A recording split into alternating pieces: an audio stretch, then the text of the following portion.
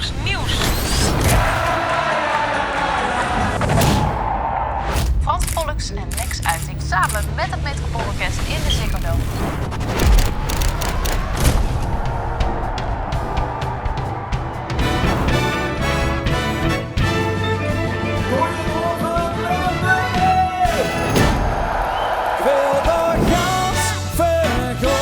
Alsof je nooit zou bestaan. Hou me gespaard, loop me dan pas als ik alles vergeten wil.